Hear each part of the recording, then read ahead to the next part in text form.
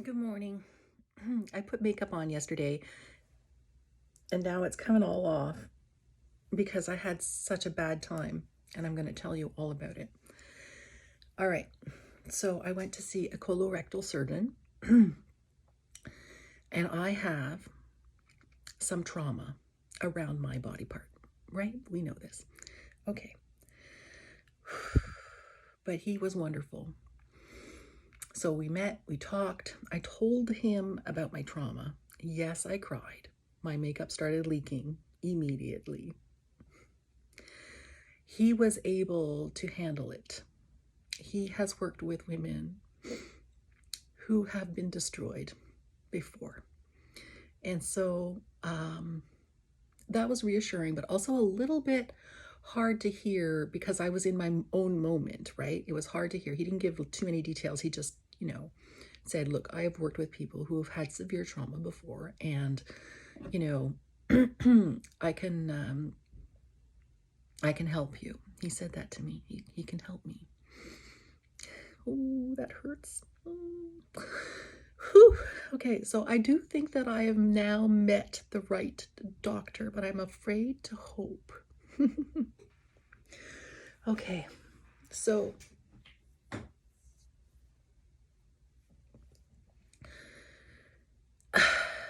he finally he had the right tool. He had to look. He had a scope. He had to look. And what he found was exactly what had been on my colonoscopy results 5 years ago. Oh no, maybe less. Maybe 2 years ago I had one. And the physician who did my colonoscopy didn't tell me what the results were, and I didn't know how to read them and understand, but there were lots of pictures. But yesterday's doctor knows how to read them and understand and let slip. This situation in my anus is pretty bad. That really scared me. Pretty bad, but he can help me. So that's okay. So, of course, he said, like, during the scope, I can band your hemorrhoids. You have large hemorrhoids.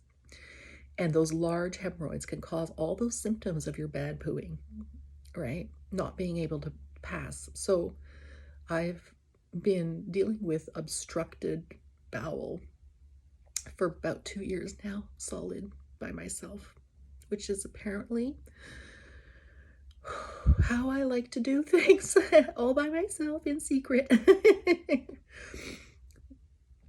I don't know what's normal. I know that I have pain. I know that something happens to me in my body that isn't normal for me. And then I go and I talk to doctors and I tell them, hey, this thing is happening inside me and it feels like this. But in a neurotypical world, those words don't mean what they mean in my neurodiverse brain. And that's the misunderstanding. And then because I was taught very well to be patient, to be quiet, to be good, I only ask once. It's very hard for me to ask a second time.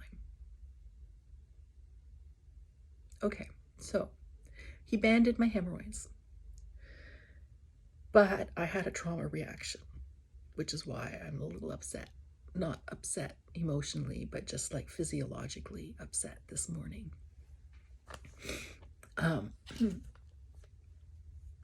So it was a physiological reaction. Right, we know that I have synesthesia, so I don't just have trauma, which he explained to me will sensitize me, has sensitized me, right? This is when we were talking about women who have been abused, right? So this is something that people don't know about, but that abuse doesn't just happen once. It happens every day because the body remembers and feels with just as normal stuff, sensations in body parts that have been hurt. And the Culture tells us that it shouldn't hurt, but this doctor knows better. Okay, so I found the procedure extremely painful, and it sent me into a bit of a shock. I wasn't, because I'm not able to stand for very long, right? I wasn't able to sit or stand, but I still had to get home. How do you do that? So gratefully, thankfully, I had my partner with me, my beautiful partner, who took such good care of me. And by the time we got home, I was like, that's it. I've had like an hour of constant ass pain and I can't take it anymore, you know? So my body just broke down. I just started throwing up. You know, if you can't take the pain, get it out, throw it up.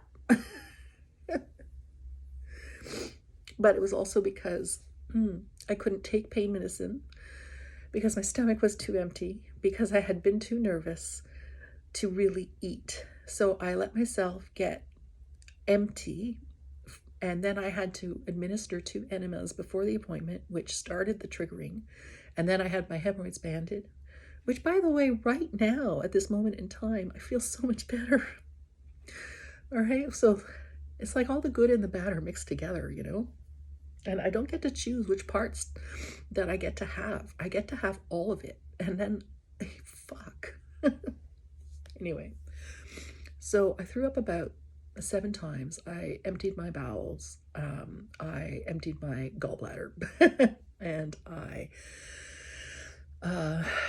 became thoroughly dehydrated. And I was slipping in and out of consciousness, and I wasn't able to tell.